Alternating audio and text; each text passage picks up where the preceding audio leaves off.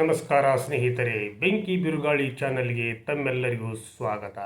ನಾನಿವತ್ತು ರಾಜ್ಯ ಹಾಗೂ ಕೇಂದ್ರ ಸರ್ಕಾರದ ನೌಕರರಿಗೆ, ಪಿಂಚಣಿದಾರರಿಗೆ ಹಾಗೂ ಕುಟುಂಬ ಪಿಂಚಣಿದಾರರಿಗೆ ಎಲ್ಲರಿಗೂ ಕೂಡ ಒಂದು ಶುಭದಾಯಕ ಸುದ್ದಿಯೊಂದಿಗೆ ಇವತ್ತು ನಾನು ಹಾಜರಾಗಿದ್ದೇನೆ.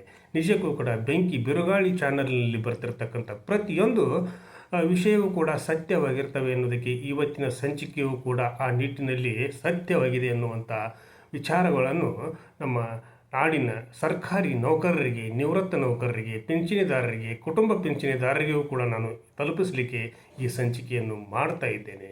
ಹಾಗಾದರೆ ಏನಿದು? ಹಾಗಿದ್ದರೆ ಈ ಒಂದು ಸಂಚಿಕೆಯಿಂದ ಸರ್ಕಾರಿ ನೌಕರರಿಗೆ ಹಾಗೂ ಪಿಂಚಣಿದಾರರಿಗೆ, ಕುಟುಂಬ ಪಿಂಚಣಿದಾರರಿಗೆ ಎಲ್ಲರಿಗೂ ಕೂಡ ನಿಗಮಗಳ ನೌಕರರಿಗೂ ಕೂಡ ಈ ಒಂದು ವಿಷಯ ಅನ್ವಯವಾಗುತ್ತದೆಯೇ ಅನ್ನುವಂಥ ಪ್ರಶ್ನೆ ನಿಮ್ಮಲ್ಲಿ ಎದ್ದಿರಬಹುದು. ಆದರೂ ಕೂಡ ಇದು ಸತ್ಯ. ಖಂಡಿತವಾಗಿ ಈ ಎಲ್ಲರಿಗೂ ಕೂಡ ಈ ಒಂದು ವಿಷಯ ಸಂಪೂರ್ಣವಾಗಿ ಅನ್ವಯವಾಗ್ತತಿ ಮತ್ತು ನಿಮ್ಮ ಬಾಳಿನಲ್ಲಿ ಮುಂದಿನ ದಿನಗಳು ಬೆಳಕಾಗಿರ್ತವೆ ಅನ್ನುವಂಥ ವಿಶ್ವಾಸವೂ ಕೂಡ ನನ್ನದು. ಹಾಗಿರುವಾಗ ಏನಿದು? ಎಷ್ಟು ಪರ್ಸೆಂಟ್ ಮಾಡ್ತಾರೆ? ಎಷ್ಟು ವಿಚಾರವಾಗಿ ಸರ್ಕಾರ ಈ ನಿಟ್ಟಿನಲ್ಲಿ ತೀರ್ಮಾನವನ್ನು ತೆಗೆದುಕೊಂಡಿದೆ ಹಾಗೂ ಸರ್ಕಾರಿ ನೌಕರರ ಬೇಡಿಕೆಗಳೇನು ಹಾಗೂ ಇತ್ಯಾದಿಗಳನ್ನು ಕೂಡ ಈ ಸಂದರ್ಭದಲ್ಲಿ ನಾನು ಪ್ರಚುರಪಡಿಸ್ತಾ ಇದ್ದೇನೆ. ಸರ್ಕಾರಿ ನೌಕರರು ಸುಮಾರು 10-12 ಲಕ್ಷದಷ್ಟು ಕರ್ನಾಟಕದಲ್ಲಿ ಇದ್ದಾರೆ ಅನ್ನುವಂಥ ಒಂದು ಅಂದಾಜು ಇದೆ. ಈ ಎಲ್ಲ ಸರ್ಕಾರಿ ನೌಕರರಿಗೆ ಹಾಗೂ ಪಿಂಚಣಿದಾರರಿಗೆ, ಕುಟುಂಬ ಪಿಂಚಣಿದಾರರಿಗೂ ಕೂಡ ಈ ಒಂದು ವಿಚಾರ ಅನ್ವಯವಾಗುತ್ತದೆ ಅನ್ನುವಂಥ ಭಾವನೆ ನನ್ನದು. ಹಾಗಿರುವಾಗ ಏನು ಎಂತು ಹಾಗೂ ಈ ಒಂದು ವಿಚಾರವಾಗಿ ಸರ್ಕಾರ ಏನು ನಿಲುವನ್ನು ತೆಗೆದುಕೊಂಡಿದೆ ಅನ್ನುವಂಥದ್ದನ್ನು ನೀವು ಈ ಸಂಚಿಕೆಯನ್ನು ಪೂರ್ತಿಯಾಗಿ ನೋಡಿದರೆ ನಿಮಗೆ ಅರ್ಥವಾಗುತ್ತದೆ. ಹಾಗಿರುವಾಗ ಇನ್ನೇಕೆ ತಡ ನಿಮ್ಮ ಒಂದು ದಿನನಿತ್ಯದ ಕಾಯಕದೊಂದಿಗೆ ತಿಂಗಳಿಗೊಮ್ಮೆ ನಿಮಗೆ ಸಿಗುವಂಥ ಒಂದು ಸಂಬಳದ ವಿಚಾರವಾಗಿಯೂ ಕೂಡ ನಾನು ಈ ಸಂದರ್ಭದಲ್ಲಿ ಒಂದು ಶುಭ ಸಂಕೇತವನ್ನು ಕೂಡ, ಶುಭ ಸೂಚನೆಯನ್ನು ಕೂಡ ಹಾಗೂ ನಿಮ್ಮೆಲ್ಲರಿಗೂ ಕೂಡ ಒಳ್ಳೆಯದಾಗಲಿ ಅನ್ನುವಂಥ ಭರವಸೆಯನ್ನು ಕೂಡ ನಾನು ಈ ಸಂದರ್ಭದಲ್ಲಿ ನೀಡಲಿಕ್ಕೆ ಹೆಮ್ಮೆ ಪಡ್ತೀನಿ. ಹಾಗಿರುವಾಗ ಸರ್ಕಾರಿ ನೌಕರರು ನಿಜಕ್ಕೂ ಕೂಡ ತಮ್ಮ ಒಂದು ಎಷ್ಟೋ ಕೆಲಸ ಕಾರ್ಯಗಳನ್ನು ಬದಿಗೊತ್ತಿ ಸಮಾಜಕ್ಕಾಗಿ ಹಾಗೂ ಸರ್ಕಾರದ ಒಂದು ಶ್ರೇಯಸ್ಸಿಗೋಸ್ಕರ ತಮ್ಮನ್ನು ತಾವು ಅರ್ಪಿಸಿಕೊಂಡಿರ್ತಕ್ಕಂಥ ಒಬ್ಬ ನಿಷ್ಠಾವಂತ ಸಮಾಜ ಸೇವಕರು ಅನ್ನುವಂಥ ಭಾವನೆಯೂ ಕೂಡ ನನ್ನದು. ಹಾಗಿದ್ದಾಗ ಅವರಿಗೂ ಕೂಡ ಹೆಂಡತಿ ಮಕ್ಕಳಿರ್ತಾರೆ, ತಂದೆ ತಾಯಿಗಳಿರ್ತಾರೆ, ಅವರದೇ ಆದಂಥ ಕೌಟುಂಬಿಕ ಸಮಸ್ಯೆಗಳಿರ್ತವೆ. ಅವೆಲ್ಲವುಗಳನ್ನು ನಿಭಾಯಿಸಿಕೊಂಡು ಹೋಗಬೇಕಾದ್ರೆ ಅವರಿಗೆ ಎಷ್ಟೊಂದು ತೊಂದರೆ ಆಗ್ತತಿ ಅನ್ನುವಂಥದ್ದನ್ನು ಕೂಡ ಈ ಸಂದರ್ಭದಲ್ಲಿ ಸಾರ್ವಜನಿಕರು ಹಾಗೂ ಸಮಾಜ ಜೊತೆಗೆ ಸರ್ಕಾರವು ಕೂಡ ಅರ್ಥ ಮಾಡಿಕೊಂಡ್ರೆ ನಮ್ಮ ಸರ್ಕಾರಿ ನೌಕರರು ಕೂಡ ಶಾಂತರಾಗಿದ್ದರೆ, ಅವರು ಕೂಡ ಸೌಖ್ಯವಾಗಿದ್ದರೆ, ಅವರ ಬಾಳಲು ಕೂಡ ಅವರು ಒಳ್ಳೆಯ ಕನಸುಗಳನ್ನು ಕಂಡಿರ್ತಾರೆ. ಅವುಗಳು ಸಾಕಾರಗೊಂಡ್ರೆ ಎಲ್ಲರಿಗೂ ಕೂಡ ಶ್ರೇಯಸ್ಸಲ್ವೇ? ಹಾಗಿರುವಾಗ ಈ ಒಂದು ಸಂಚಿಕೆಯನ್ನು ನಿಮಗಾಗಿ, ಸರ್ಕಾರಿ ನೌಕರರಿಗಾಗಿ, ಪಿಂಚಣಿದಾರರಿಗಾಗಿ, ಕೌಟುಂಬಿಕ ಪಿಂಚಣಿದಾರರಿಗಾಗಿ, ಜೊತೆಗೆ ನಿಗಮ ಮಂಡಳಿಯ ನೌಕರರಿಗಾಗಿ ಈ ಸಂಚಿಕೆಯನ್ನು ನಾನು ಮೀಸಲಿಟ್ಟಿದ್ದೇನೆ ಅನ್ನುವಂಥ ಭಾವನೆಯೂ ಕೂಡ ನನ್ನದು.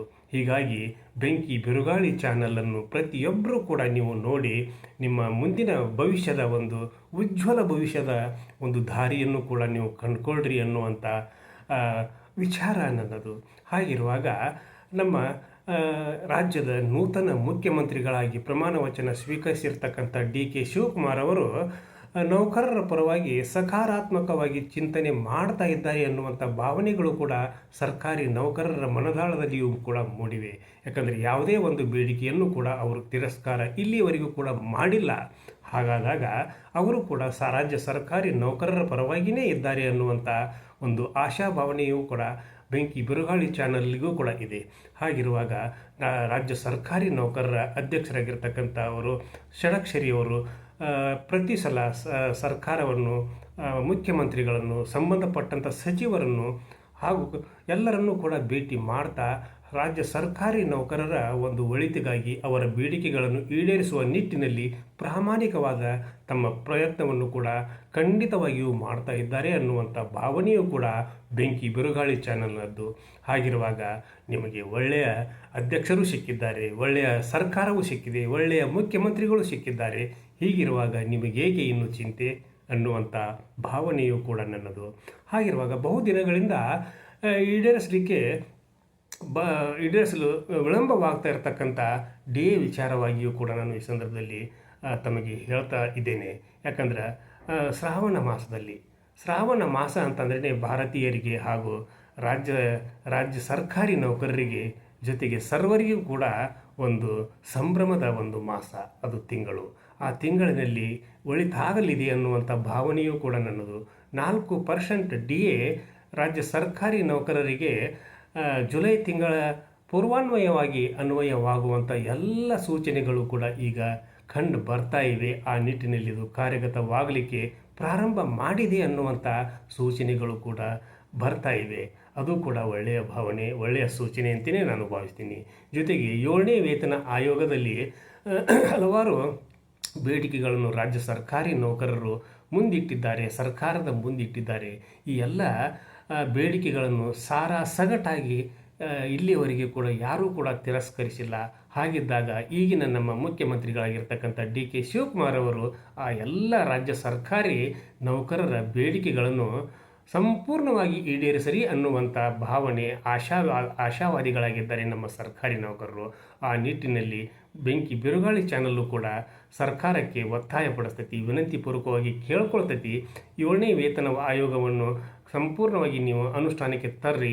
ಜೊತೆಗೆ ಈ ಒಂದು ತರ್ತಕ್ಕಂಥ ಅನುಷ್ಠಾನದಲ್ಲಿ 7ನೇ ವೇತನದ ಆಯೋಗದ ಮುಂದೆ ಇಟ್ಟಿರ್ತಕ್ಕಂಥ ಸರ್ಕಾರಿ ನೌಕರರ ಸಮಗ್ರ ಬೇಡಿಕೆಗಳನ್ನು ಕೂಡ ಈಡೇರಿಸ್ರಿ ಅನ್ನುವಂಥ ಒಂದು ಆಶಾಭಾವನೆಯನ್ನು ಕೂಡ ನಾನು ಹೊಂದಿದ್ದೇನೆ.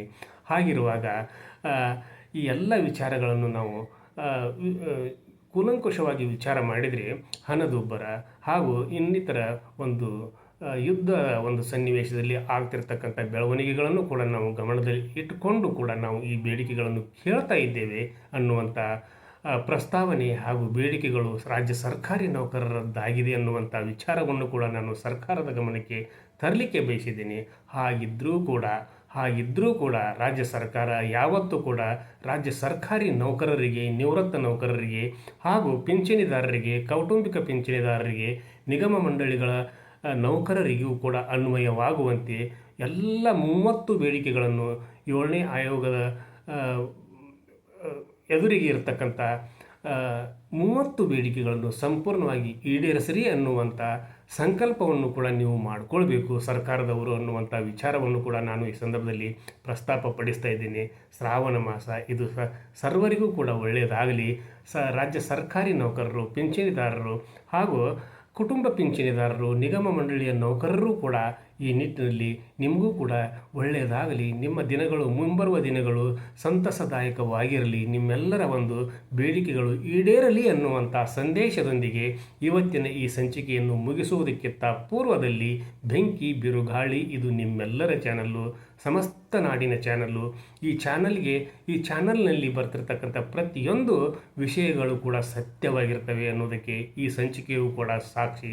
ಆದ್ದರಿಂದ ಪ್ರತಿಯೊಬ್ಬರೂ ಕೂಡ ಬೆಂಕಿ ಬಿರುಗಾಳಿಗೆ ಇಲ್ಲಿವರೆಗೆ ಯಾರು ಸಬ್ಸ್ಕ್ರೈಬ್ ಮಾಡಿಲ್ವೋ ಪ್ರತಿಯೊಬ್ಬರೂ ಕೂಡ ಸಬ್ಸ್ಕ್ರೈಬ್ ಮಾಡಿರಿ.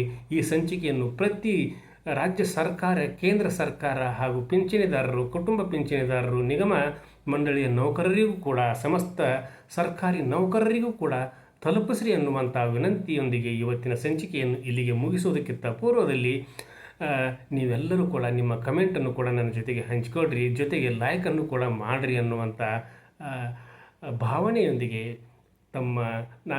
ನಿಮ್ಮ ಭೇಟಿ ನಾಳಿನ ಸಂಚಿಕೆಗೆ ಆಗುತ್ತದೆ. ಅಲ್ಲಿವರೆಗೂ ನನ್ನ ನಮಸ್ಕಾರ.